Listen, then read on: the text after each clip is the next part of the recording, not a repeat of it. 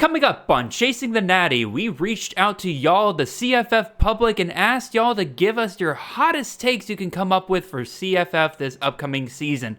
Today, I'm bringing on Nino Brown from CFB Nation to take a look at some of your hot takes and to decide just how hot they are and if maybe, just maybe, they might have some merit to them.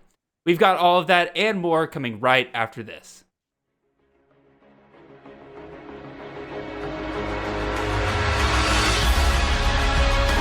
To go, breaks a tackle, he's 10, he's touchdown! Cook's gonna throw the deep ball, and Burton past the defense! Touchdown, Luther Burton! Milrow gonna run it again, got a lane, kicked in the turbo, Milrow! Goodbye, touchdown Bama! This is Chasing the Natty, a college fantasy football podcast.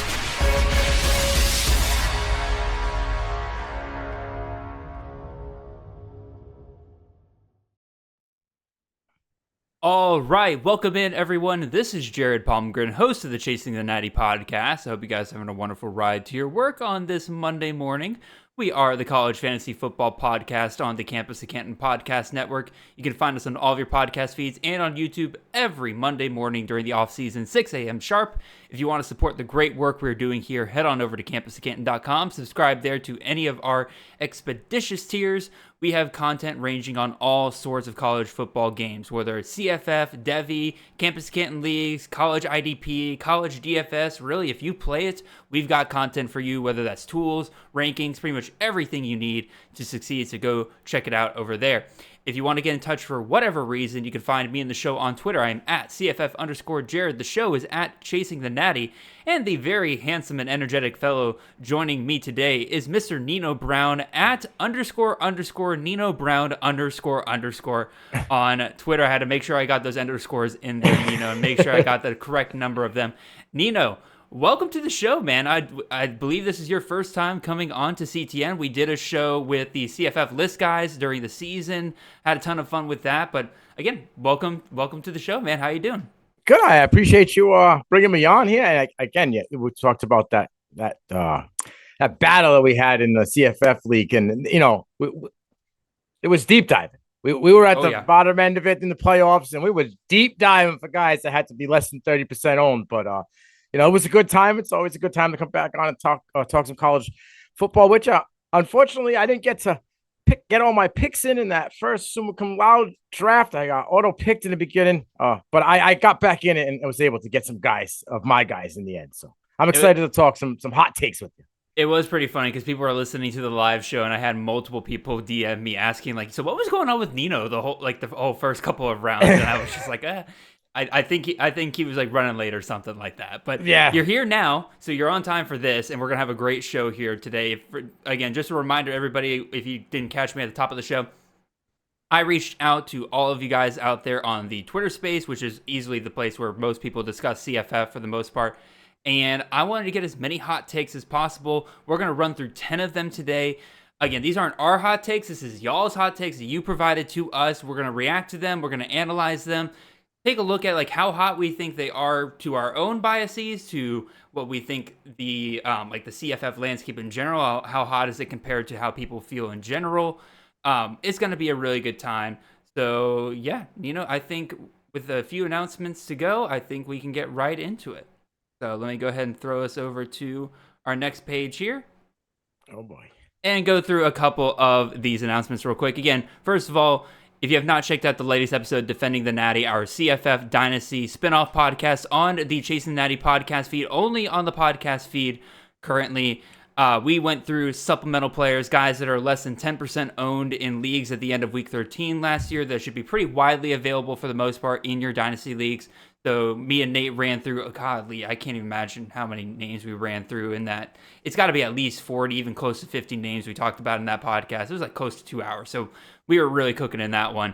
Speaking of CFF Dynasty, my CFF Dynasty startup rankings are available on the Campus to Canton website. You can access those with our NIL tier. It's $7.99 per month or $79.99 for the year.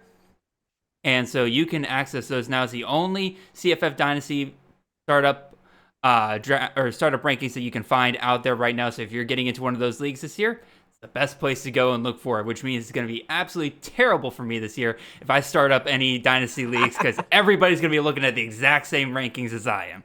So with all of that being said, that's pretty much all of our announcements today. Again, a lot of great stuff going on over campuskent.com, so go and check out our website to see some more announcements we got going on over there. So Nino, I haven't given you the opportunity, actually, Nino. So we're going to take this opportunity right here during this announcement section. Tell everybody what it is you do. What do you do for CFP Nation? I know you're part of the Dynasty Degenerates podcast as well. What all do you do, man? I'm I would say co-CEO of CFP Nation with my buddy KT. We both work hand in hand to build a brand, and we have a bunch of guys that with us who do independent shows. But I do we do an overreaction Monday of what's going on in college football, and I have a CFB Prime show that I like to get into, and it's kind of like the hot takes and what's going on, and we're trying to stir the pot here. We're trying to get everybody a little wild, especially in this quote unquote off season. You know how it is, but we're trying to keep the soup bubbling. You know what I mean? So I'm over there on CFP Nation, and I also run their Twitter, and then on Debbie Degens, I do the Debbie Degen podcast there. And I do a little bit of video and graphics works for league winners.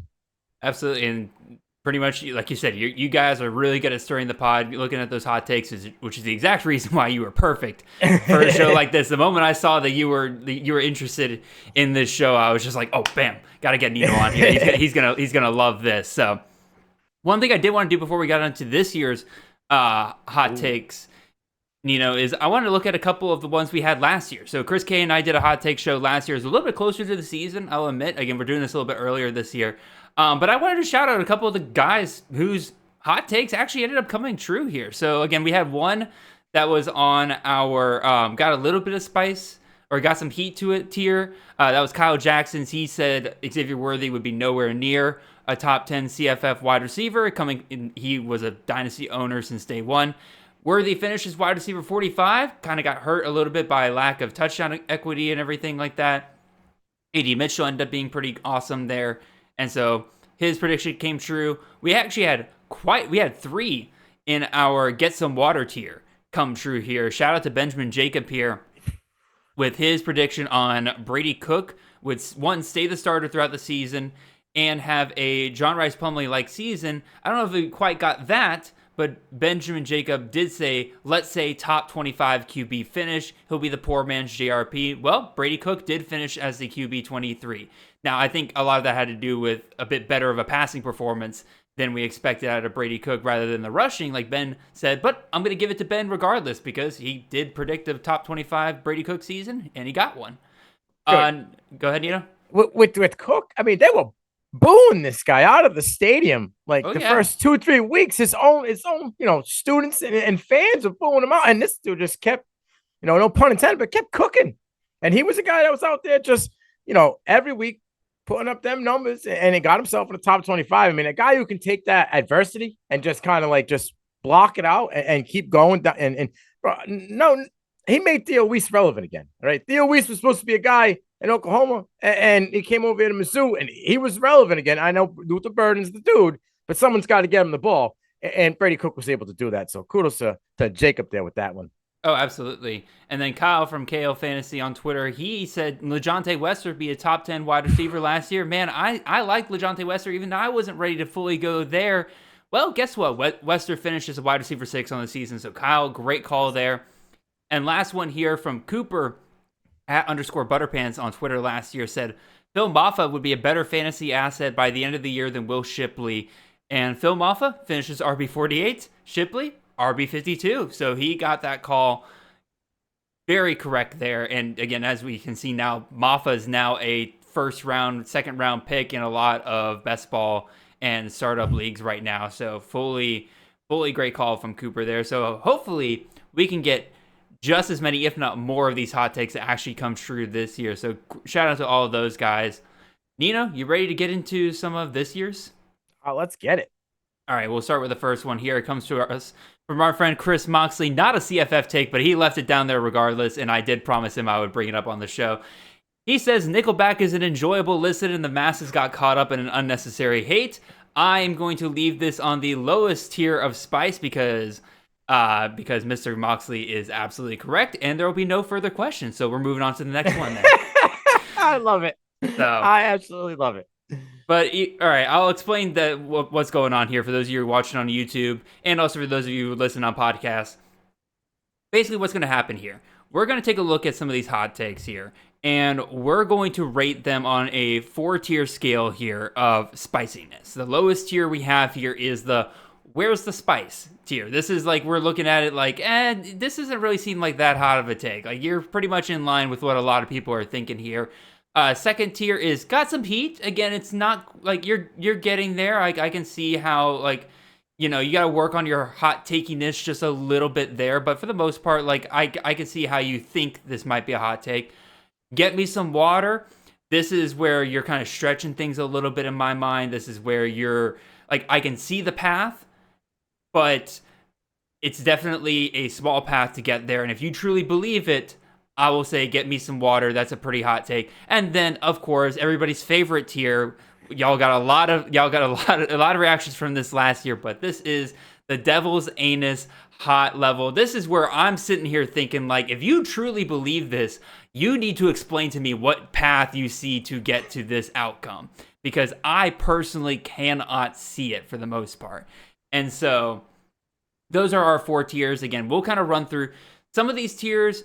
I'm going to analyze both from my own personal biases as well as how I think how hot they are compared to the masses take. Nino, I don't really know how you're going to kind of break it down there for the most part. But at the very end of each one, I'm going to sit there and say, like, which category I'm ultimately going to put myself in. As if you're watching this on YouTube, we have our little tokens, so we'll have those placed in the correct ones. Right now, we're at the very bottom. We're at Where's the Spice? And we'll change it based on the takes here. So, Nino, you ready to get into this? Yeah, let's go. I'm ready. I'm going to be in the same realm as you. Okay. Where the masses are at, and in the same aspect as well. Sounds good. So, Nino, I'm going to throw it over to you first, man. This one comes to us from Benjamin Jacob, who had himself, again, that great call with Brady Cook last year. He's got another quarterback take this year. He is saying Kyron Jones will be a top 10, nay, top 8 CFF quarterback for this season. So, Nino, what spiciness level are you putting this at? I'm going to go with, I'm a Massachusetts guy. So my guy, Emerald Lagasse, would be a little upset and say, bam, where's the spice here? Because, unless you're a casual, I mean, Kyron Jones has been climbing that ladder of buzz and relevance in the CFF community for a little bit now. I mean, if he didn't have the 2 weeks to start the season where he wasn't a starter, he probably would have finished inside of the top 20. He finished inside the top 25, and he's 22nd in returning quarterbacks this year. So I just don't think this is a very spicy take, and especially because I've been saying for a while that I believe that Kyron Jones is a Jalen Hurts 2.0, and you're going to get that breakthrough season like Hurts this year in that final season. If you go back and look at some of the numbers, they're eerily close. Completion percentage right around 60% that first season. Boom. 57.7 for Kyron Jones in his first year. Like, breakaway yards on the rushing side of it, both yards after contact, they're all very, very close. No, believe that this take is where's the spice? Because I believe Kyron Jones is going to come out of the gate early and often and be a top 10 quarterback right away. So I believe a top 8 isn't out of the realm. Again, where's your spice here? I don't mean to throw on even more cold water here, but I'm gonna stick with where's the spice level as well here, because you're talking about just like his performance, like going, like kind of coming up and everything like that. Again, in terms of a total point system, he finishes a QB 42 last year, but like you said, a lot of that has to do with the fact that he missed those first 2 games. They didn't start him until week 3, right? And so had he continued to do that, he definitely would have finished probably easily in the top 30 quarterbacks, maybe not even a little bit higher. I think that this year, with them kind of getting some weapons back, they get Ali Jennings back at wide receiver, right? You get another year of Lofton, their other wide receiver there. He's got some weapons to work with there. But even just in general, compared to the masses, right? Like, Kyron Jones is currently being drafted as QB 13 in drafts right now. So clearly everybody's kind of here with you, Benjamin. Like, people expect him to have a big season. They expect that jump. Our staff at Campus of Canton, like, our average ranking of him is also QB 13. So, like, I just don't think predicting somebody to finish 3 spots, especially in a game as volatile as CFF, 3 spots higher than where we're taking him in drafts and where we're ranking him, I just don't think it's a very hot take. Maybe back in like January, February when he's going like the 13th round to start drafts and stuff like that. That'd been a hot take back then, but that was a hot take back then, and people quickly caught on to it, saying like, "Oh no, he's got a pretty good shot here." Well, that you start thinking, okay, why is this guy getting drafted? Or why I didn't have this guy on my board? Why is he going, 3 rounds higher than I had him? And you start going back, and you start doing a little research, and you start to see, not only does he get the receiving weapons back, I think he brings in the fresh and best of Roman as well, who's a possible day 1 starter for them. They have a solid running back in that backfield, which automatically takes his free safety or your middle linebacker out of the picture. Right now, you're opening up lanes for a mobile quarterback. Toothin and Drones in that backfield together are a serious combination. And I think people kind of underrate that. I'm telling you right now, Kyron Drones is easily a top 10, 12 quarterback in this league. So if he were to make that jump and do anything better than what we're expecting, yeah, this isn't a very spicy take at all. I gotcha. Let me ask you, I don't know if you have your CFF rankings in front of you or anything like that. Where do you have Drones? Because I currently have him. Let me look at my rankings real quick. I have Drones. I have him down a little bit. I ain't gonna lie, because I am so worried about West Virginia's ability to make that huge jump. So I got him down to like QB 22. So again, compared to my takes, this is probably a little spicy for me. But also, like, I fully see the path. Right, dual threat quarterback playing the ACC. Again, I totally get it. It's not very spicy. I got him in the 12-15 range for me. I'm high on Drones because like I said, I truly believe he takes that Jalen Hurts jump this year. Like, just when you look at it, the throwing motion, the way, he automatically, when he's on the run, he looks to throw the ball before trying to run. Like, he's got all of those like similarities to Hurts in the build as well, the size. So I think he takes that jump for me. That's why I have him a little bit higher than consensus. But I 12-15 is where I got him right now. Okay. Sounds good. So again, very much not even spicy compared to your own biases. So let's move on to the next one here. This one comes to us from Sidewalk Buffalo. He says, Ty Thompson will have a better CFF season at Tulane than fellow Pac-12 transfers, quarterbacks Malachi Nelson and Cam Ward. So, very much an interesting take, especially considering where these guys are going in drafts, right? Ty Thompson, quarterback 63 in drafts, 24th round. Malachi Nelson, a little bit higher, QB 41, 15th round, like right in the middle of drafts, makes sense. And then Cam Ward, of course, QB 15 in a lot of drafts, 7th round. A guy going very highly, people expecting him to take really what he was able to do at Washington State and be able to apply it there at Miami. The reports have been amazing out of spring, so I totally get why people are buying into Ward. I would say, I'm going to go ahead and say, I'm going to put got some heat, or actually, no, I'm like in between got some heat and get me some water on this one, because one, I fully believe that Ty Thompson could overtake Malachi Nelson, right? You're talking about, like, if you just look at their offensive systems that they're playing in, right? Malachi Nelson, playing the Boise State system, they're 31.4 offensive points per game. Their quarterback averaged 14.45 fantasy points per game. Their best game was 23 fantasy points in a game. So, like, Malachi Nelson really could be very well overdrafted right now, especially if they're going to rely on that backfield duo of GNT and Dubar, right? Even if with the receiving weapons they have around, I don't know if they're going to really let Nelson cook like that. Versus Ty Thompson, kind of similar deal, right? Troy system, they were 28.2 offensive points per game, 18.93 fantasy points per game is what they got their quarterback, Gunnar Watson, last year. He finishes QB 45. I could totally see Ty Thompson overtaking Nelson, especially if Tulane does throw the ball quite a bit.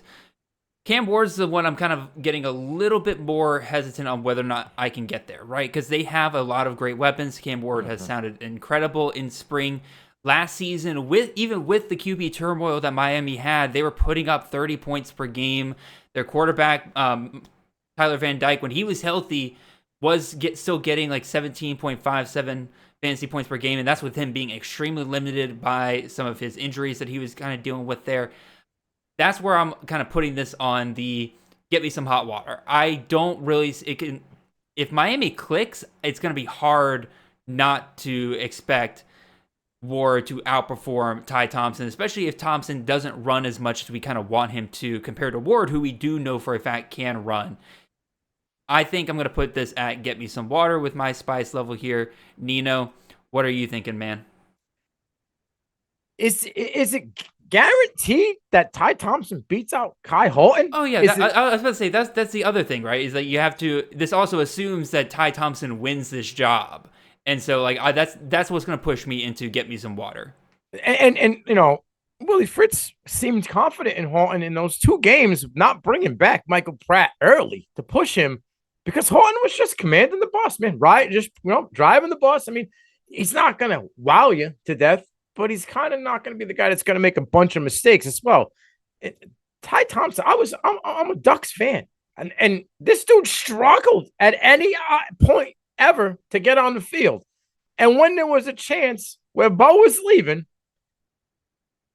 they went out and got somebody else. Yep. Right? Like they got someone else's used dirty laundry instead of someone that, they had there for a year or 2 already that knows the system. This has been developed there.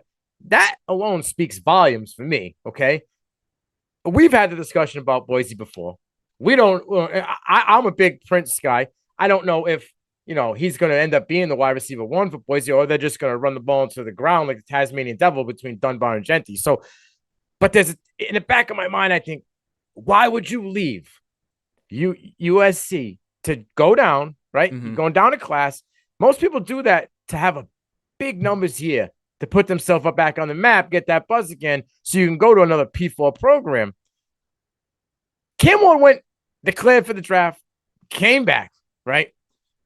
He has Restrepo coming back, who's an absolute dog. Mm-hmm. Josiah Trader is an absolute dog as a freshman, an absolute technician on the outside. They have a 1-2 combo in that backfield, which is going to let Cam Ward see open lanes if he wants to run, and also get a little more time in the pocket because they're not going to be able to figure out right away, is this guy going to stay home and be a dump pass? Is Martinez or Fletcher going to be, going to get the ball on a delay? So they're going to have to, he's going to have time. I think this is get me some water closer to the devil's anus for me, because I don't think Ty Thompson is anywhere near the finish of either one of the guys in front of him.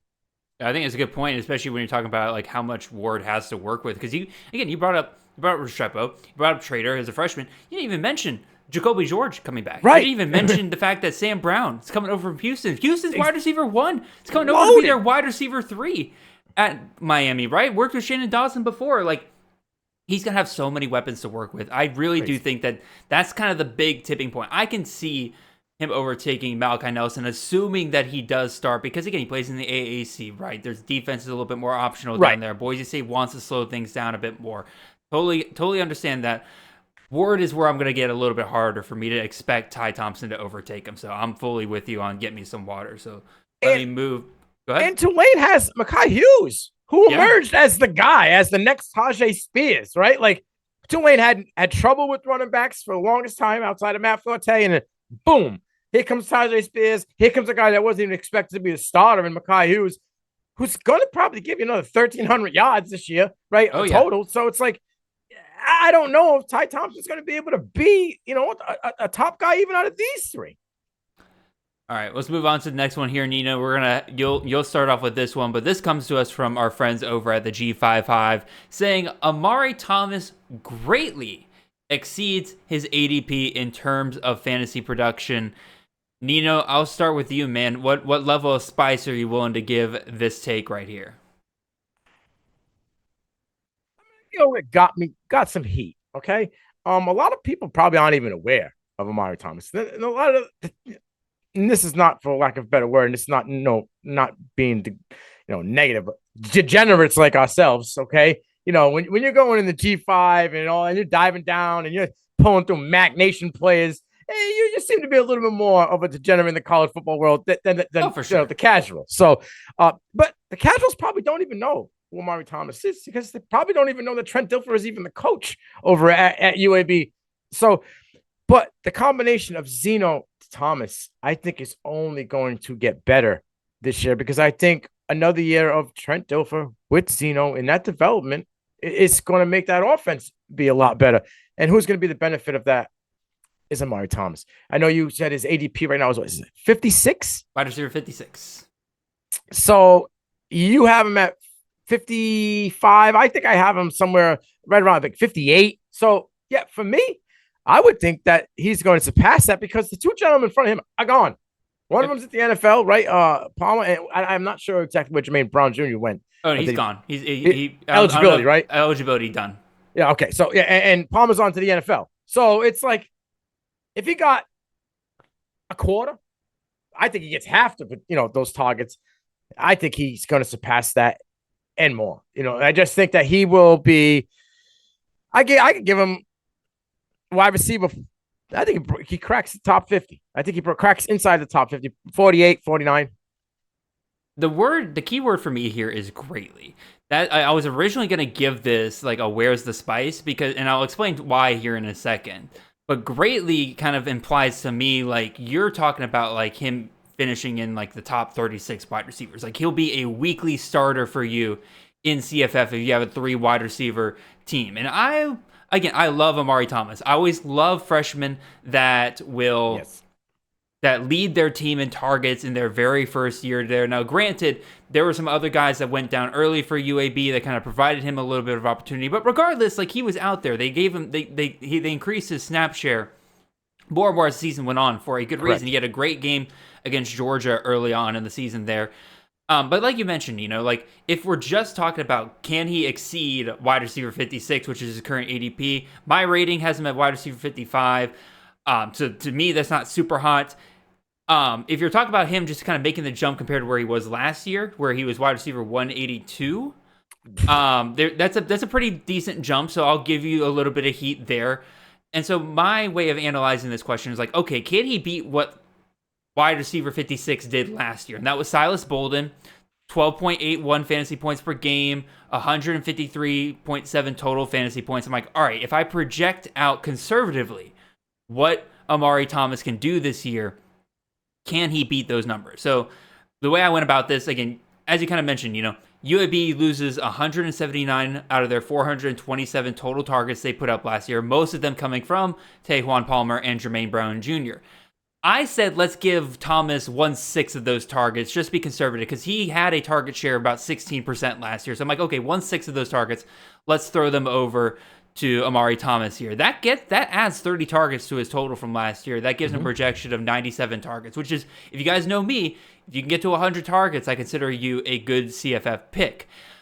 I continue to use his catch percentage of 79.1% from last year because I'm kind of scared they're going to still use him in the same role where his ADOT was only 5 yards last year. So I'm kind of hoping that they very much give him an increase there. I did give him in my projection here a slight 10% boost in his efficiency. Again, you're going from freshman to sophomore year. You're clearly one of the starters. So that gets him from 8.2 yards per reception to 9 yards per reception.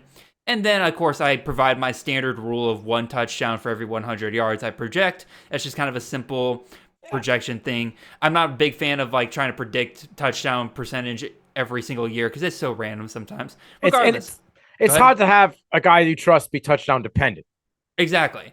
And so basically at the end of the day, this gave me a stat line of 97 targets, 77 catches, 693 yards, 7 touchdowns. That put him at 149.8 fantasy points, right below where he would need to be to break wide receiver 56 last year. But this is a very conservative estimate all around. If he improves in any way more than I expect, where they're getting more percentage of those targets than I was kind of giving there, or his efficiency goes from 8.2 yards per catch to maybe 12, he's going to easily beat his ADP. So I'll give him, got some heat here because there are some things that need to change for him to kind of get there. But I don't think it's very crazy to expect him to become a guy that could become a weekly starter if things go the way we want it to. Yeah, I'm right there with you as well. And you mentioned, he had Silas Bolden was 12.8, right? And he had 153. Well, he finished with 121 and he averaged 10.08 per game. So it's almost a 3-point jump per game, which really isn't crazy, right? And it's only 33 points if you look at it, in the realm of it all, differential to where Silas Bolden was last year. Quick question: Are you looking at your points there that you're referencing? Is that full PPR or half point PPR? Because the stats I use are half PPR. Oh, it might be full point PPR. I went from FanTrack, so it might be a full point PPR. That's where I'm getting those numbers. So, but even so, that's what? They're still he still got to jump a good 40-50 points, but still I a sophomore breakout. Going to be the one, right? And it's going to be the one on the team. And Exactly. and a couple of things I wanted to throw out there that would help him is, he had 80% catch rate every single week, and there was only 2 games that he was under 80%. So he's sure-handed. He had 3 total drops all year, right? And 3 games out of the total, I think it was 12 games, he had 10 plus targets. Now he's going to be the guy. So you're going to see way more games where he's going to get double-digit targets. And this is a guy that was the third option as a freshman, who was 51-49 split between the slot and out wide. He's a guy you can line him up anywhere. He's going to be a one. They're going to have more of a manufactured packages for this kid. I truly believe that he's going to easily take that jump. I believe that the developmental process will be huge for him with Zeno and Dilfer in that second year, and this guy's going to reap all those benefits. I think the A-dot jumps from 5 to I'm going to go with 8. I can see it. And again, that's the point I was about to bring up, was that don't rely too much on that catch percentage. Again, I did my projection a little bit there because I assumed that they're going to use him the same way. But if they're targeting him further down the field, that catch percentage is going to go down, right? A big reason why he had 80% catch rate is because he wasn't catching balls that were coming that far, right? No. So I think that'll come down a little bit, and it'll kind of balance out a little bit. But as for this take, again, got some heat. We're on the same page here, Nino. I'm going to put our tokens back down to the bottom, and we'll move on to the next one here. And this one comes up to us from Ian McNaughton. He states, no tight end breaks the 100-point mark this season. He also says hashtag ban tight ends from CFF. And here's the thing, y'all. I think we can all agree. There's no, this year compared to the last couple of years, there's no, clear elite tight ends. We have this tier that we like. Guys like Holden Willis, Rondé Gatson, Dalvin Smith until recently, which, by the way, if y'all haven't heard, Dalvin Smith no longer a tight end on Fantrax. But Harold Fannin, Luke Lachey, Jake Brittingstool, some of us have really started coming around to the idea of Nick Harbor, Brant Keithy if he comes back. There are guys we like, but they don't have the same feel as a Michael Mayer or a Brock Bowers, where you're looking at them being like, oh, that could be a 1,000-yard receiver this year. So Ian says straight up, no tight end breaks the 100-point mark this season. And I've mentioned this on the show before, but when I do my rankings, there's only one position that I actually project out, especially in a year like this year where there's no clear top guys for the most part, and that is tight end. And so I actually can directly compare this take of nobody breaks the 100-point mark compared to my projections here. And so among standard points, I have only one tight end breaking 100 points this season. I got a couple right below 100 points, but even still, in standard, I agree with Ian McNaughton. There's definitely a path to nobody hitting that mark. Half-point PPR, I got 7 tight ends breaking 100 points. That's pretty much, like I said, that top tier that I kind of like for the most part. A few guys just under.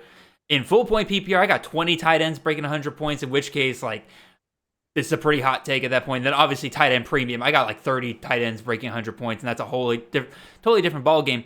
I did ask Ian directly in the comments saying, what scoring are you asking for here? He did tell me standard, and unfortunately that's going to bring down the hotness of the take here but I'm still going to give him got some heat, right? I'm going to give him got some heat because even the one guy, Holden Willis, that I do project over 100 fantasy points in a standard format, he's barely above it, right?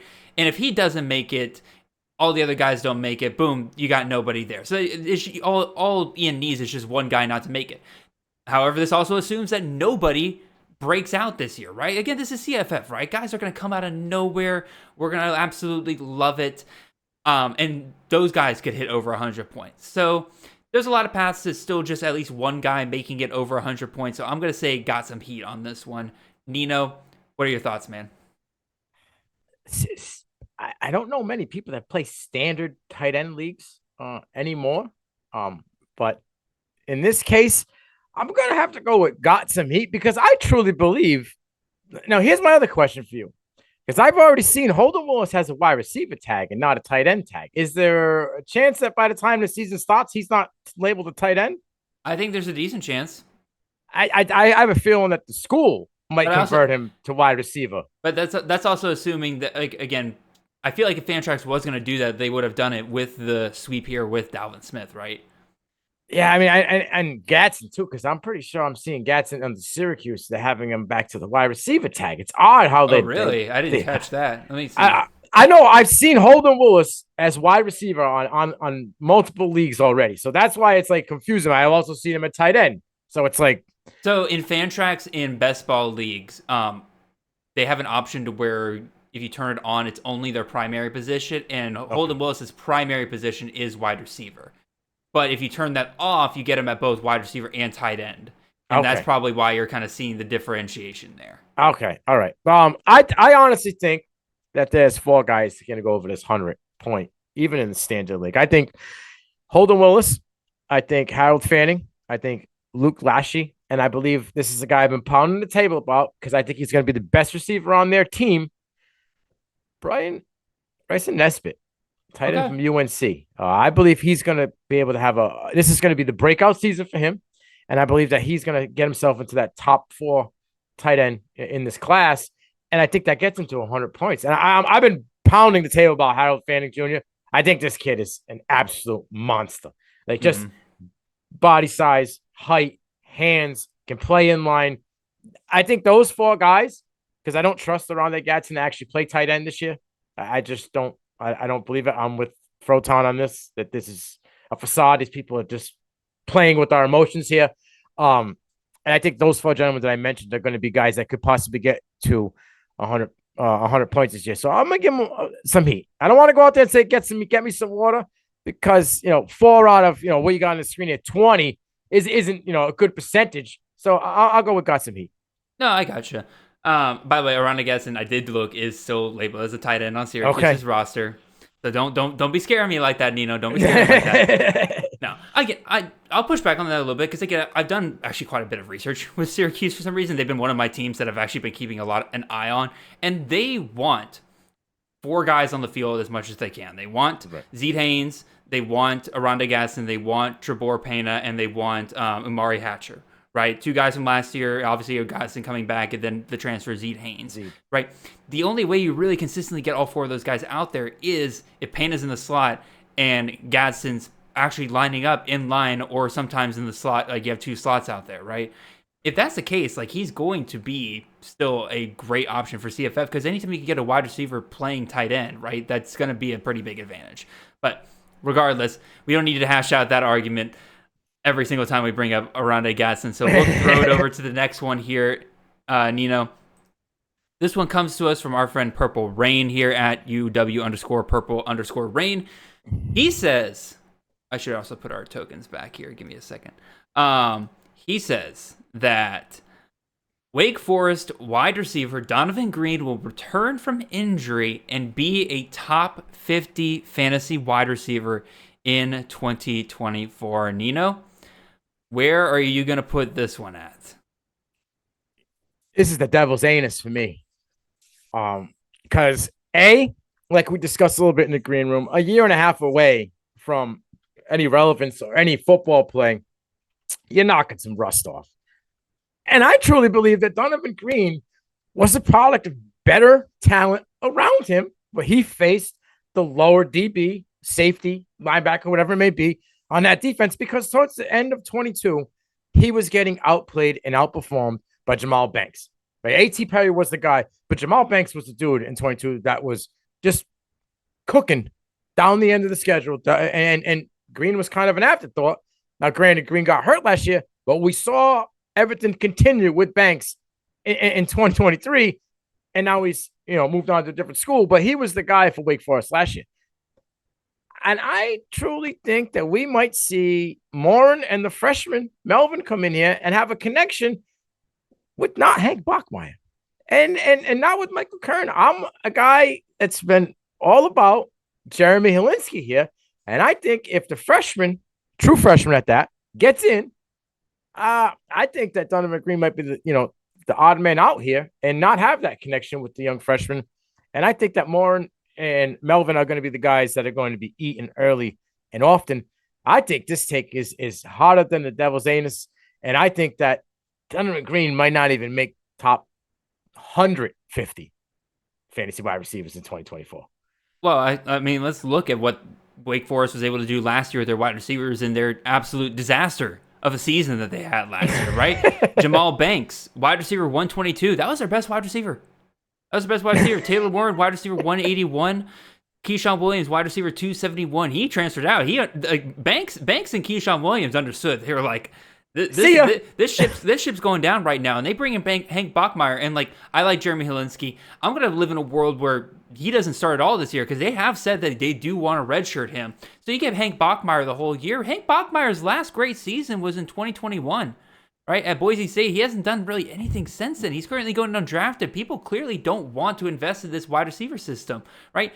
The highest drafted wide receiver from Wake Forest this year is Damon Claiborne, their running back. That should tell you how much people are kind of staying away from this system. And for Purple Rain here to come in and say that Donovan Green will come back and be the reason why you want to invest in this passing game again, after he's basically missed 1.5 seasons the last couple of years between his torn ACL and the knee surgery that ended his season last year. Like, this is just, I don't know, man. Like, I really don't see an easy path here whatsoever unless, somebody exceeds my expectations wildly, whether Green's able to come back from his injury, multiple years of injury, and just be the same guy that we saw a couple years ago, whether Hank Bachmeier just performs way better than what we had seen. I don't know, man. I'm with you. This is devil's anus for me on the hot take. We've been pretty much in line for the most part on all of these so far, but quite frankly, this is just the way that it has been. With some of these are pretty clear on what their rating should be. I mean, if we were going to have any type of, maybe I'll tone it back and get me some water.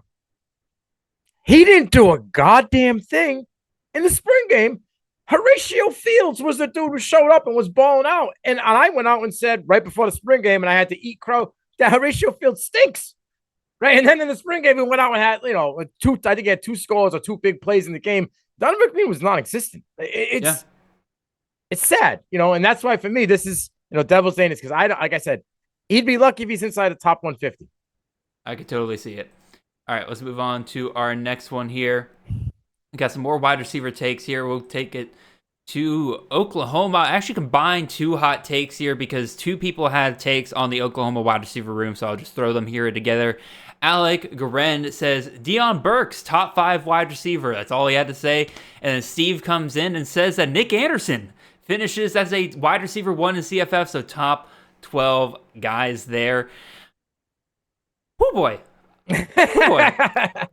This clearly is going to require some big jumps from the Oklahoma offense this year, which did quite great last year, right? With Dylan Gabriel at quarterback.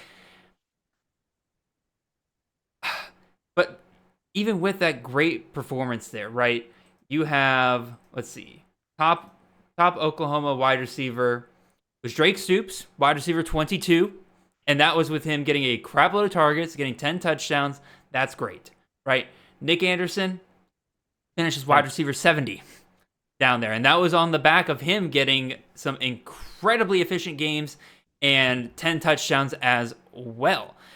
You bring in Seth Luttrell. He's now the offensive coordinator with Jeff Lebby off to Mississippi State. And if you look at his history, there's a couple years in here that are wonderful, right? 2018, his wide receiver 1 averaged 18.6 fantasy points per game. 2019, 18.5. And then that golden 2020 year with Jalen Darden, where Jalen Darden averaged 30.7 fantasy points per game. You give me a wide receiver that is averaging 30.7 wide receiver or fantasy points per game.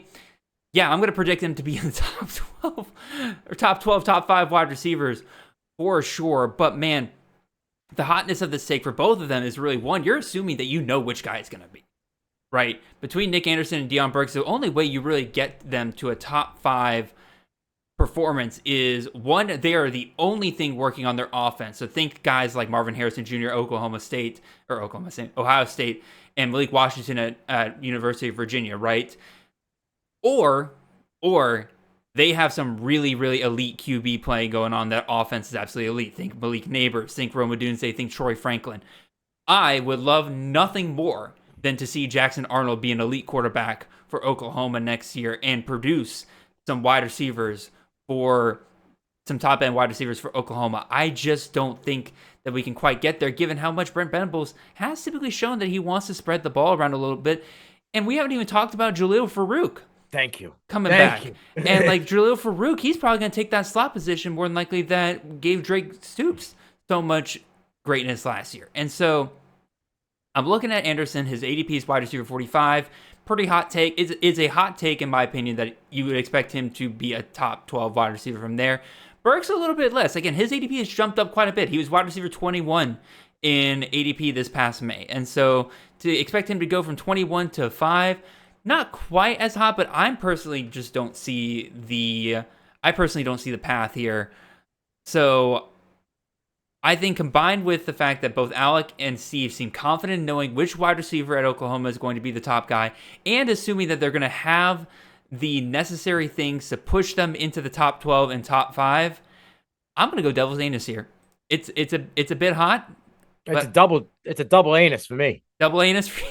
Double anus for me because listen, everything you said is 100% correct, right? Neighbors, Otunze, Franklin, Washington, Harrison. Neither one of these guys is getting 100 targets. Deion Burks and Nick Anderson isn't getting 100 targets. And they kind of work against each other, right? Mm-hmm. One guy is touchdown dependent. One guy is reception dependent. And so, like, you need both. You have to be able to get both to be a top 5 wide receiver. What makes those 5 that we just mentioned absolutely insanely good is they did it with a guy on the other side of the field that was getting 80-plus targets, right? Neighbors had Lacey. He was Thomas and Lacey. They both got over 50 targets. Thomas got 80-plus targets. Washington had Malachi Fields, 80-plus targets. Franklin had 3 guys that garnered at least 50-plus targets. Odunze, 2 guys who had targets of overseas. So there was, and we all know what Ohio said. These guys is 3. They're going to have Burks, Anderson, Farouk. I think Farouk gets the most targets out of the whole bunch, right? We're also forgetting that that's his own hot take right there, honestly. Right? Gavin Sawchuk's probably going to eat into that receiving those targets as well. I just can't see Jackson Arnold coming out the gate in the first 4 weeks without having any speed bumps in the lane. We seen what he had in that bowl game, right? He had 3 interceptions. He has those wow moments, but he also has those, oh man, wish he had that one back moments. I think at the end of it, he's going to be, top 3 quarterback in college football in his class. Yes, I agree. But what was Jackson Arnold that he loved when he was playing, when he was Gatorade Player of the Year? He loved that slot guy that he could pepper. Because when he had to roll out, right, if he couldn't throw that deep ball because guy beat that coverage, boom, I'm looking for that guy in the middle of the field that can sit down in space and make it work. That's Farouk. For me, I think Farouk's going to lead that team in targets. I think neither one of these guys even sniff top 20. I could totally see it.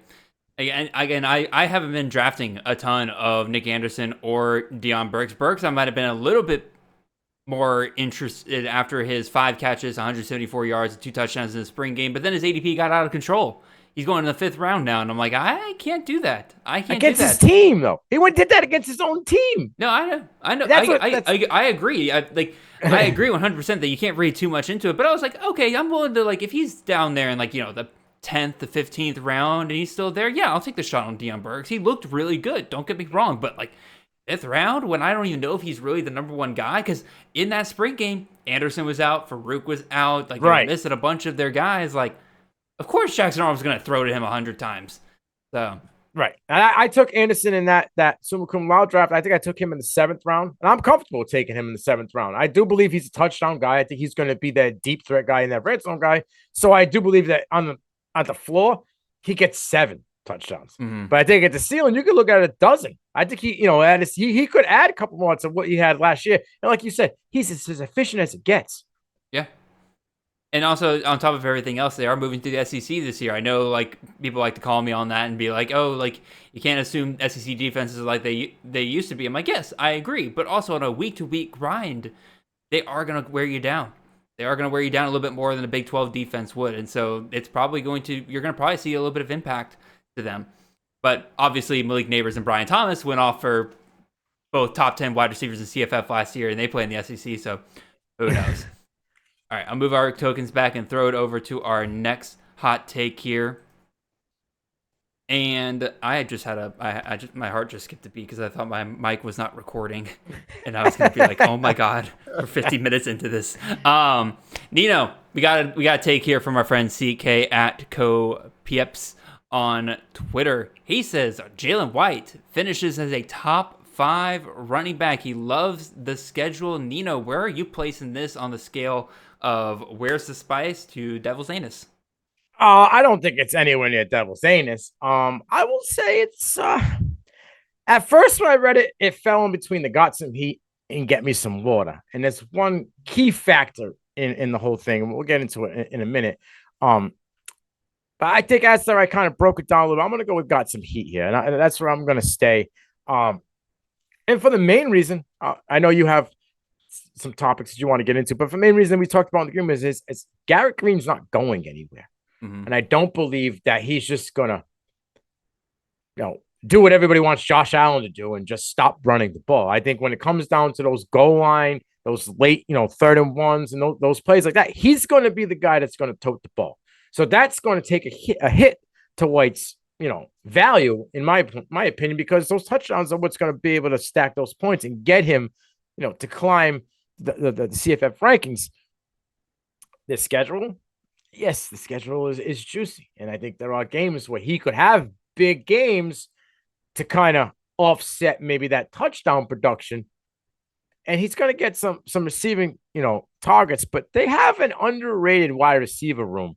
And I think a lot of people, I'm not saying it's, Steve Slayton-esque wide receiver room from back in the day, but they have some guys over there that get the job done. Garrett Green's a guy for me that I just have trouble. I think he's going to hurt Jaheim White. And I was a big Jaheim White guy last year. I do think he's going to put up, somewhere near the same numbers. I just can't see him jumping all the way into a top 5 running back. When you're looking at the guys like we mentioned Genty, Amari Hampton, wherever he may go, if he stayed, we don't know. Martinez, Gordon, there's a lot to say. And people are sleeping on Donovan Edwards, but I think Donovan Edwards, the way it's lined up, man, he could have a huge year for Michigan. And then, of course, you look at Judkins at Ohio State. There's just a lot of prime, juicy opportunities for guys that I don't think, how do you go? What's he going to get to 8 yards per whack? That would be, he'd have to get to 8 yards per carry for him to, to improve better than what he had last year in that stretch run. So it's just, maybe I might have to move it to get me some water. I think I'm going to have to move it to get me some water because I don't think he can make that big jump like that. So I'm also going to be in Get Me Some Water. I was firmly in Get Me Some Water from the very beginning on this one. Cause again, his ADP is RB27, right? If this was less of a hot take, he'd be going higher in drafts, right? Correct. The big thing is, like you mentioned, Garrett Green, C.J. Donaldson coming back as well. Some people are saying maybe he moves back to tight end. Because, man, Jaheim White was great down the stretch, right? The efficiency numbers on White are astronomical. They're great. 7.7 yards per carry, exactly. 25 yards per catch. I don't know how sustainable that is, but he also had a breakaway percentage of 55%, and Nate Marquise did some pretty good research earlier this offseason showing that, breakaway percentage, especially on young running backs, are great predictors of future success, especially at the college level. And, man, does White have that? The advanced metrics love White moving forward. It's just a matter of, can he get the volume you need? Let's look at our top 5 running backs from last year, right? Ollie Gordon, Ashton Jeanty, Blake Watson, Amari Hampton, Raymond Davis. The lowest number of touches that a running back got was 232 among those 5 guys, right? White last year had 114. He is basically going to have to double his share that he got last year. And here's the thing. I do think there is a path to where West Virginia just realizes they got something special in White. If he is able to kind of keep up this efficiency, if you got a guy that's popping off 8 yards per carry, I don't care how good CJ Donaldson is. I don't care if he can get you the 5 yards. You're going to give it to the guy that's going to give you 8 yards every single time. That's the path for White to get there. And that's why I'm not going devil's anus with this. But man, it's going to take a lot to get to that top 5. Top 5 is so elite. Even if you take what White did in his last 5 games last year and extrapolate that pace to 12 games, that puts him at 230.64 fantasy points. That would get him to RB18 last year. He'd still need another 43 points total or another 3.5 points per game to get to top 5 status. And man, that's asking for an extra 35 yards or averaging half a touchdown more every single game. Now, the half touchdown more absolutely could happen because he ran for almost 800 yards and only scored 4 touchdowns last year. So hopefully that improves, but it's going to be hard when the staff clearly loves running C.J. Donaldson and Garrett Green there along the goal line. Garrett Green at 13 led the team, dude. Oh, yeah. Like, your quarterback is leading you in touchdowns on the ground. And like you said, Donaldson had 11. He was the other guy.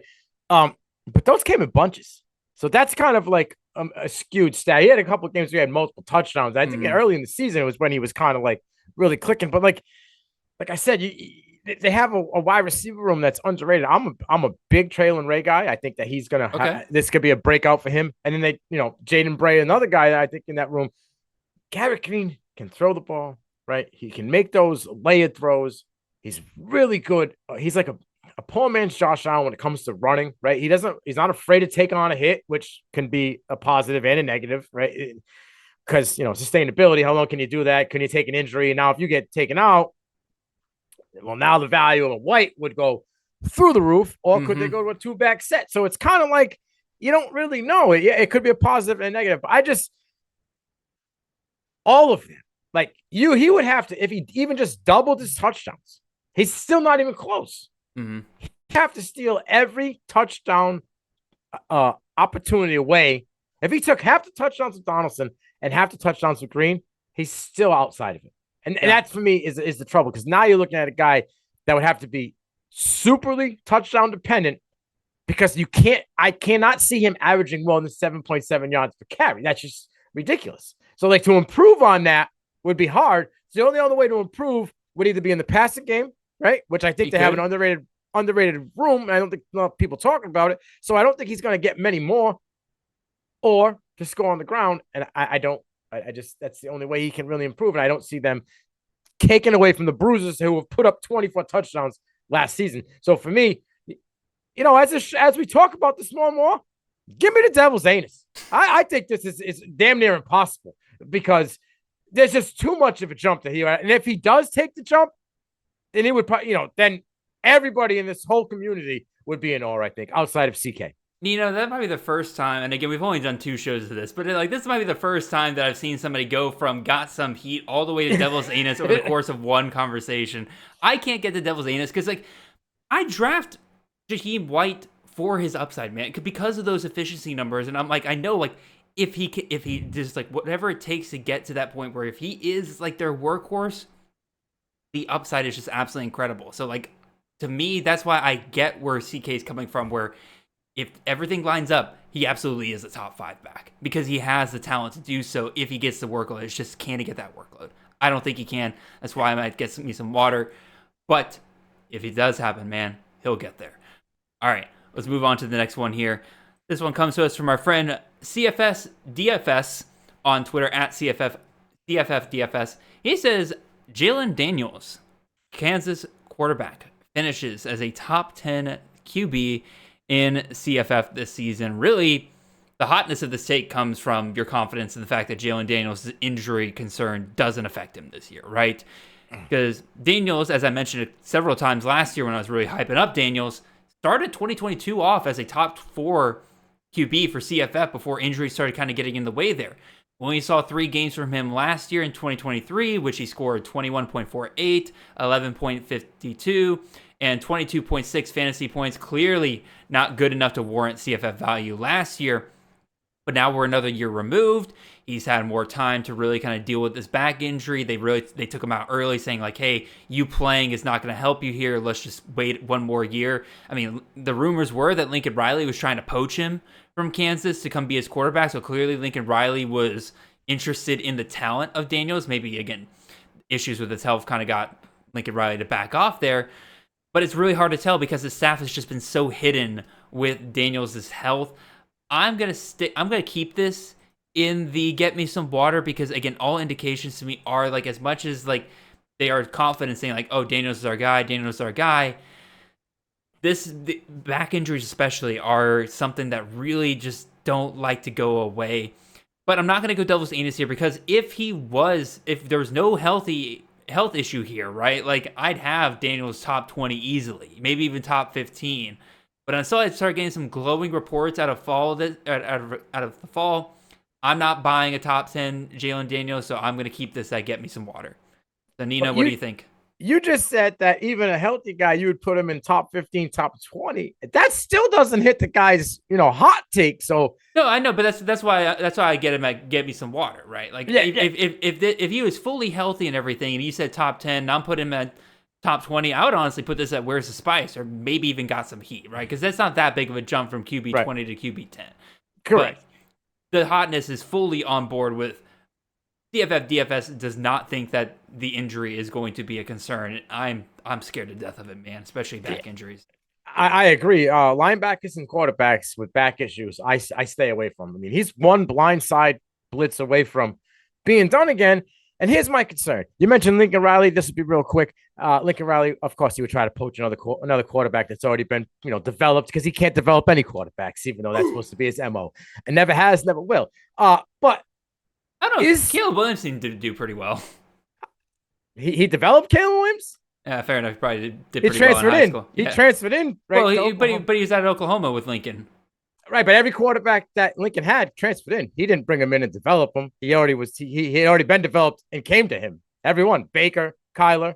You know what I'm saying? But Caleb was with Lincoln from like freshman year to junior year, like because he was there with him at Oklahoma. So you gotta give him Caleb. That was pretty solid. I guess. Now you can say that like Caleb had the best high school quarterback experience that you possibly get. I mean, he played for Modern Day, right? They have all the bells and whistles. Exactly. So you can say that like, oh, he came to him preloaded, but also good on Caleb or good on Lincoln Riley for identifying that and saying like, hey, you're already pretty much ready to go. Come play for me. I'm going to play the devil's advocate side of it. I'm just not a fan of him. I think he gets layups and everybody gives him the benefit of the doubt. But Jalen Daniels, is Jalen Daniels as good as we think he is, or is he a product of a good system? Because in 2022, when he went down, Jason Bean came in, identical numbers, identical product. Last year, when Daniels went down, Bean came in, identical numbers, identical product, got himself drafted to the NFL. Nobody knew who Jason Bean was 2 years ago. So I don't know if Jalen Daniels is any better than, say, Jaden Maivia. And in that aspect, and I wouldn't put Jaden Maivia as a top 10 quarterback now, or even maybe next year. So I'd have to say, get me some water with this take, because maybe fully healthy could, but like we see flashes of it, but then we see flashes of 50% completion, right? When healthy, yes, he's mobile and he can extend plays, and you have that capability.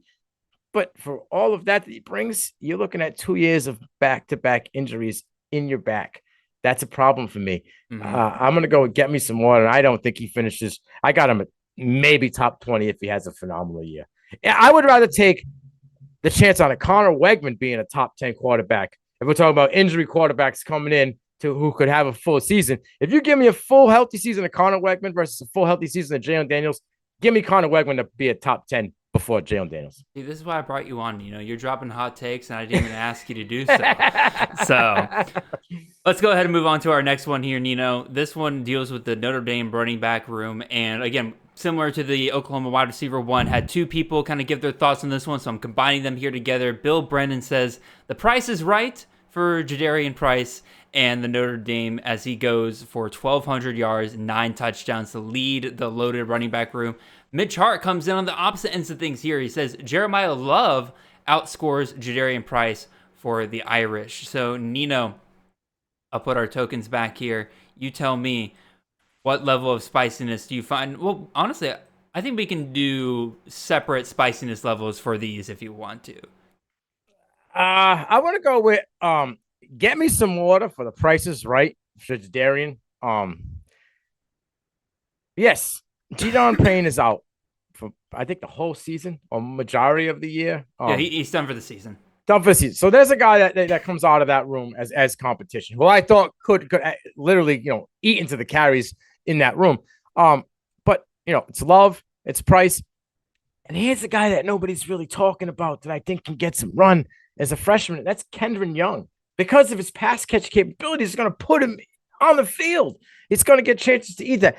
Hey, if Riley Leonard is 100% healthy, he is also going to eat into that touchdown production and those running touches. So, no, there is not a chance. Well, there's a slim chance that he gets 1,000 yards and 9 touchdowns. I honestly don't think that any one of these backs gets 1,000 yards in this room. I think it's going to be an RBBC. Truly, you could see 3, maybe even 4 guys in a game, tote the rock for them. So that first one, that one's going to be get me some water. Love outscoring Price. Where's the spice, man? That's not really any type of a hot take, because in reality, it's like flipping a coin. I think right now, those are your 2 main backs. You got to pick one. You got a 50% chance of losing. Mm-hmm. That's not a hot take to me. No, I'm fully in agreement with you. I'm gonna go get me some water for the Jadarian Price take, and then I'm gonna also go where's the spice on Jeremiah Love outscoring Jadarian Price. Now, I personally love Price more than Love. I have Price at RB67. I have Love down there RB89, but also that kind of speaks to the fact that I also agree with everybody else that this running back room is hard to figure out what's going to happen here, right? So, like for Mitch's, right, I'm gonna go where's the spice. Because both Love and Price are going late in drafts. There's no one guy that everybody's getting in on versus the other one, which again kind of speaks to the fact that everybody knows this backfield is going to be hard to predict, and people are just kind of picking their favorite guy late. In addition, Love's going ahead of Price in ADP. Love has an ADP of RB73, middle 19th round, versus Love's going almost 2.5 rounds later at RB85, or Price is going 2.5 rounds later at RB85, like end of the 22nd round. So that pretty much shows that on average, even though I disagree, like most people are already on Mitch's side. Plus, right, there's a lack of specificity in this take here, right, of Jeremiah Love outscoring Jadarian Price. Like, what does that mean? By 1 touchdown? Right. By 1 fantasy point? By 1,000 yards? I don't know. Like, if by 0.5? Exactly, right? Like, it's like, I would say, where's the spice on that one, Mitch? And Mitch, I know you put some other spicy ones in there, but because we already talked about Notre Dame, I figured I'd throw you in here as well. But I'm putting where's the spice on that one. For Alex here, again, I'm going for where's the water on the 1,200 yards and 9 touchdowns. That's the specificity I'm looking for in a backfield that's hard to predict. Putting your stake on one of those guys going 1,200 yards, means they break away from a crowded room. In addition, like Brendan's getting the guy that's going later. I'm going to go with that's a much better hot take between those two. That's going to be get me some water, and I like Jadarian Price. If I look at these backs, and this is kind of just like odd takes that I was going to bring out there, but you look at this room, okay? Who was more fit to the Audric estimates type? And that would be, Love. His body structure kind of fits that estimate. And then you look at the running back play last 2 years behind Riley Leonard and Jordan Waters. His style of play works to that Jadarian Price style. Not to say that's going to carry over, because Marcus Freeman and that staff are different, but quarterbacks kind of have some input on how they like to run, their offense a little bit. So it all depends on which way they go. Both of these guys, like I said, it could be a 51-49 split in the end. You don't really know, but like that first one, that one's just, you're out there. You're throwing a line out there. I feel like you're deep sea fishing with that one. The bottom one, that was a layup. You didn't want to get burned, so you just kind of threw that out there. You could be right. You could be wrong. I don't think that one's like, it's harder for you to lose. I think Mitch thought that was a hotter take because I personally, and he does listen to my show, I think he thought because I like Price more, I don't think he was aware that other people are pretty in on Love over Price. And so I think that's why he might have thought that might have been hotter than it actually was. We got one more here, Nino, and I'm going to let you sit back and relax, Nino, because I'm about to cook a little bit with this one. Yeah. So Chris K, this one actually doesn't come from some Twitter, but when I came up with the idea for the show, Chris K, our good buddy here at Campus Again, dropped a few hot takes for me, and one of the last ones he dropped was Ricky White finishes the season outside the top 20 wide receivers. So I'll provide a little bit of context here that I think is pretty important. Last season, Ricky White finished as wide receiver 15. That was on the back of 115 targets, close to I can't remember how many yards he had in season, but he had 8 touchdowns in the year. This year in ADP, wide receiver 4, middle of the second round for the most part, if not maybe a little bit earlier than that. A couple of pros as to why White is going to be able to repeat what he did last year. One, again, that 115 targets from last season, it's going to be hard for them to really truly lose a ton of ground from that. If you're relying on a guy that much one year, it's going to be hard for you not to rely on him again next year. even if they do throw less, or even if they do kind of spread things around a little bit more, Seneca McKee, their wide receiver 3, transferred out. That's vacating 42 targets. Dominic Jacinto graduated, vacating 13 targets there. So that's going to be 15 targets that get distributed. So, or not 15, that's 55 targets that are going to get distributed somehow. So that's going to, some of those are going to go towards White's way a little bit there. White still is the star of this team. As much as the coaching staff may say they want to spread the ball around a little bit more, White's still going to get his, especially when you consider the fact that he could have transfer, but he didn't. There were big time programs that are coming after White, and he stayed. That tells me that they're going to still feature him quite a bit. Now, where's K's take coming from, right? A lot of people are like, well, that all sounds great and everything, right? Like, what's the problem here? Well, the problem is they lose Jaden Maiava. And he was absolutely a big piece as to why White was so big. And they're getting Matt Sluka, the former Holy Cross quarterback, to replace him after Maiava transferred.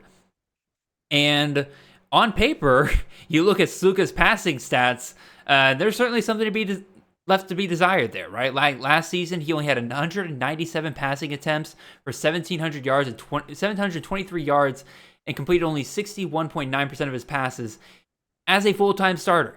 That wasn't him taking over halfway through the year. No, that was a full season. He passed for less than 2,000 yards. And you sit there and look at that like, oh my God, that's going to kill the passing game for this team, right? Because you're like, oh, they didn't let him throw that much because like, if you have that low passing numbers, he couldn't have been very good at throwing. I'm going to take this opportunity to challenge that narrative a little bit. Because Luka's passing numbers, I think, were limited at Holy Cross, had more to do with the system than him actually as a passer. I don't think he'll actually be that much of a detriment to UNLV's passing game. Because, let me ask you, Nino. I'll ask you. Don't look at the sheets. Don't cheat. I'm looking straight. Between when it came to deep passes, so 20 plus yards down the field, who had the higher completion percentage? Sluka or Maiava? Ooh. I know Jalen Coker was really good for Holy Cross in Sluka. So I'll say Maiava here. Sluka had a 43.9% completion percentage, 20 plus yards down the field. Who had the higher ADOT when it came to those deep passes? Maiava or Sluka? I'm going to go Sluka there. Actually, Maiava, 29.9, but guess what? Sluka was only 29.1. There's not that much of a difference in terms of what these systems were asking them to do when they were passing deep. So deep passes seem pretty good for the most part. In fact, Sluka might be a little bit better in terms of actually getting it down there more consistently. Who had the higher completion percentage when it came to medium passes? So 10 to 19 yards down the field here. Sluka or Maiava? I'm going to go Sluka because he was on the run a lot. And he had a lot. Yeah, I'll go Sluka. Sluka, 60.9% completion rate on medium passes. And a 14.5 ADOT versus Maiava, 54.3% on medium passes, 13.3 ADOT. I really think that this had more to do with just Holy Cross not wanting to throw the ball a ton compared to actually looking at Sluka's talent and being like, okay, he can throw, but like we're so much better running the ball, especially with Sluka's legs. Like we're just going to run the ball 100 times. I don't see anything here in these passing stats that tells me that if they wanted to throw the ball 320 times, they couldn't do that. With Sluka, my bigger concern is the staff talking about UNLV's desire to run the ball more this year and or spreading the ball around a little bit more. So let's take that, right? It's Sluka's passing ability to me is not in question here. It's just totally on the idea that UNLV is going to want to run the ball more this year. So let's say White gets 100 targets rather than the 115 he got last year during the regular season. We drop his reception rate down slightly to 63.6% from 65.2% to account for Sluka's completion percentage compared to Maiava's, right? I'll even keep White's yards per reception at 16.9 per catch, even though Sluka actually did have a higher ADOT on average than Maiava by a whole 2 yards. But even still, let's just play conservative here, right? We'll keep it at 16.9 yards per catch. And once again, we'll go that 1 touchdown for every 100 yards. That puts us at 95 targets, 60 catches, 1,014 yards, 10 touchdowns. That puts us at 191.4 fantasy points. That would have been good for wide receiver 22 last year. So I'm going to say that he will finish outside the top 20 is not devil's advocate, because clearly, just in that math right there, that puts him at wide receiver 22. That's barely outside the top 20.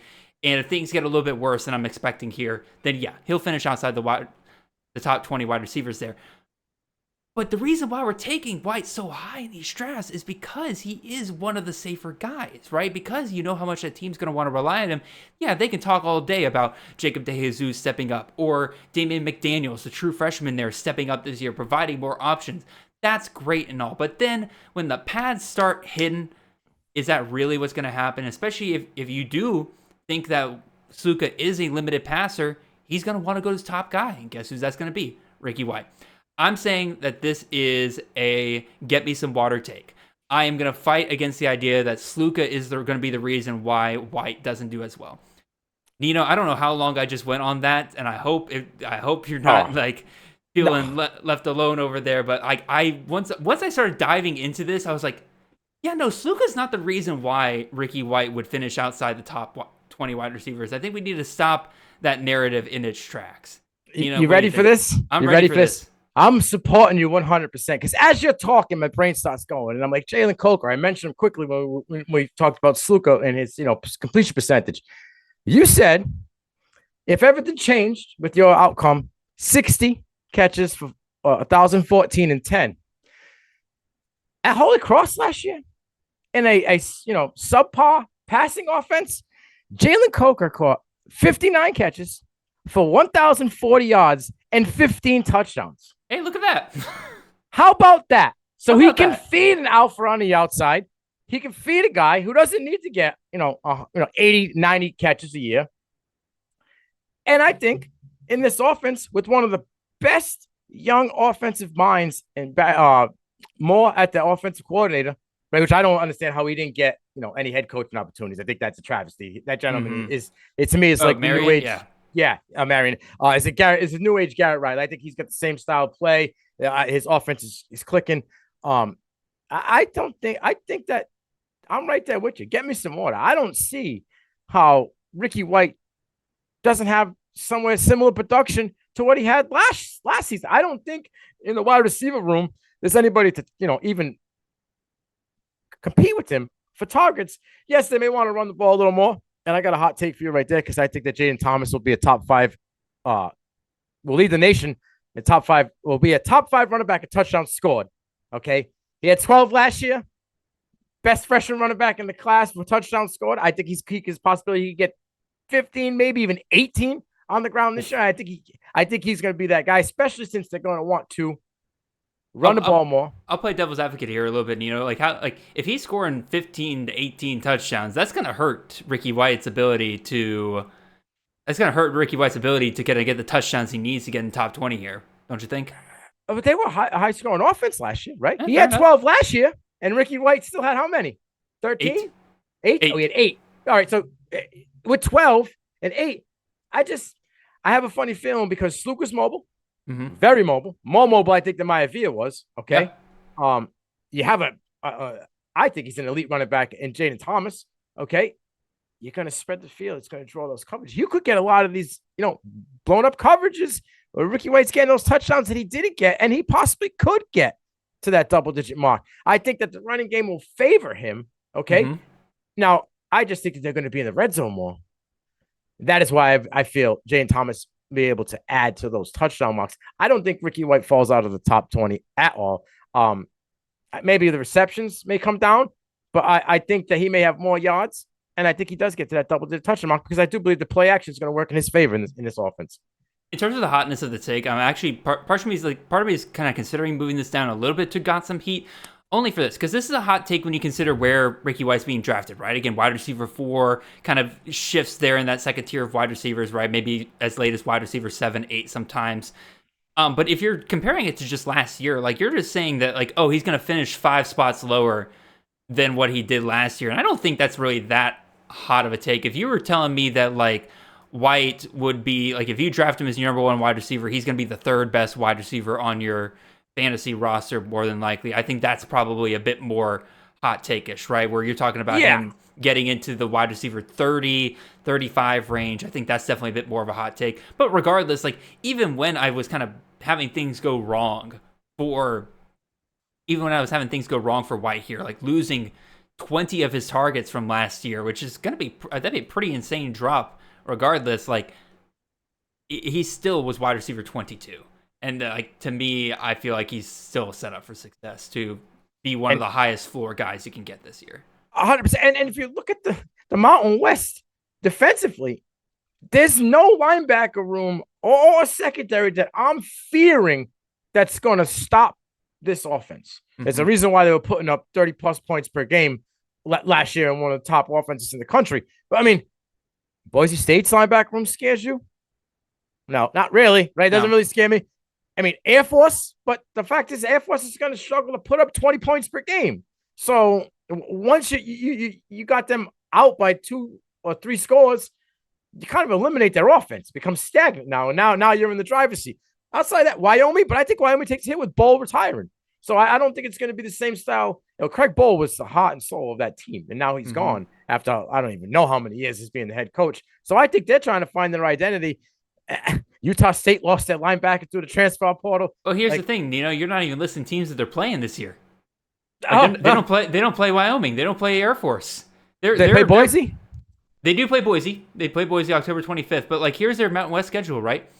Or here's their schedule: Houston, Utah Tech, Kansas, Fresno State, Syracuse, Utah State, Oregon State, Boise, Hawaii, San Diego, San Jose, Nevada.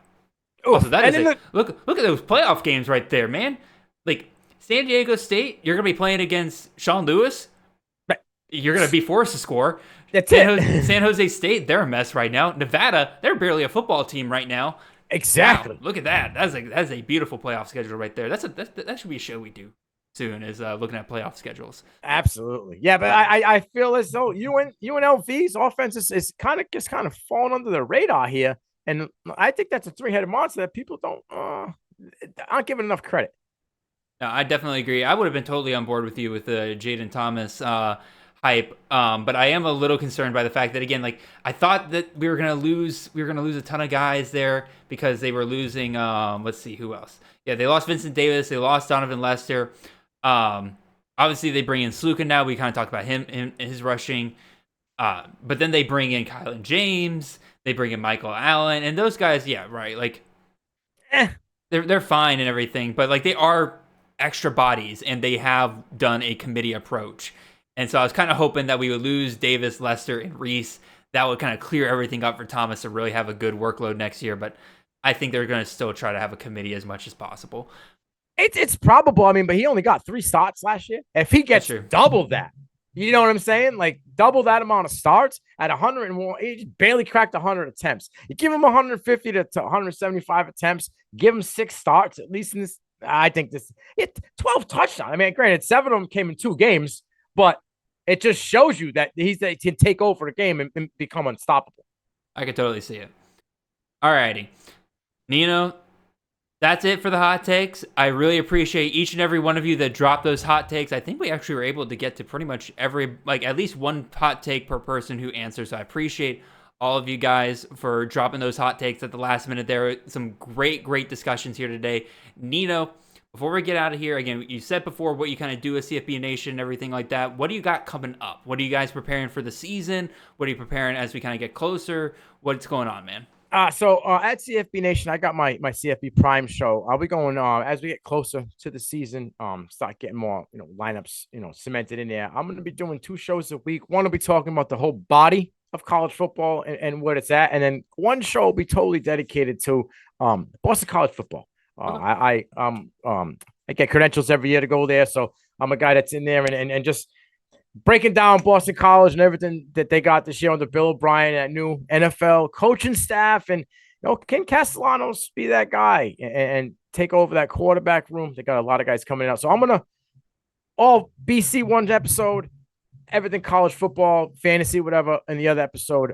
That's really what I'm focusing in on as we're getting closer to college football. And then every Monday we got that overreaction, all them hot takes that everybody's talking about, all that stuff that happened, stuff that comes out of Finnenbaum's mouth and Nick Saban. We're talking about that. We want your reaction and everybody in the community. So that's what I got coming down the pipeline. I am definitely going to have to put that as part of my weekly listen once the season gets started, because you're a character, you're wonderful. I would love to hear your reaction to a lot of these guys, and really, again, you're good at being able to put some guys in their place. You can bring stats out of the hat sometimes, and so I'm looking forward to that whatsoever. I'm definitely looking forward to that Boston College show, Because, man, I want to know what's going on in that running back room. I want to know if any of these receivers are going to pop out there. So I'll be looking forward to that. With that, we have come to the end of our show. Y'all, we got some great stuff coming over at Campus of Canton and everything like that. We got the CFF Guide coming out July 7th. That is after 4th of July weekend. We'll have that out to you guys. We're currently working on the team profiles. They are looking fantastic. We're expanding the team profiles a little bit this year to include a lot more stats for you guys to take a look at. So be on the lookout for that, or not be on the lookout. You'll get to see that once the guide comes out. We'll get to the player profiles. We're going to include a couple more sections this year. We're always looking to expand the guide more and more for you guys every year. So very much looking forward to releasing that to you guys next month. If you want to see what the cover looks like, go check out my Twitter page. I posted it not too long ago. It looks pretty good. At least in my humble opinion. Of course, I made it. So, again, thank you guys all for listening. If you've not already, go ahead and leave the like, comment, and subscribe. If you're watching this on the YouTube side of things, if you're on the podcast side of things, make sure you follow the show, leave the 5-star review wherever you can. And make sure you guys check out the rest of the Campus of Canton podcast networks on shows ranging on pretty much anything you can think of related to the college fantasy game. So with that, we'll be back here next Monday with a brand new topic for you guys. We're getting closer and closer to the actual season, man. Like, as I forget who it was, but somebody said recently to me that like we only have one, or it's Andrew Cass. I was talking to him at lunch the other day, and he was saying we only have one real full month left before CFF is back, even though technically we have 11 weeks, but July is the only full month we have left before we have to not deal with any more CFB. So I'm looking forward to that. Until then, really appreciate all of you guys, and I hope you guys have a wonderful and blessed week.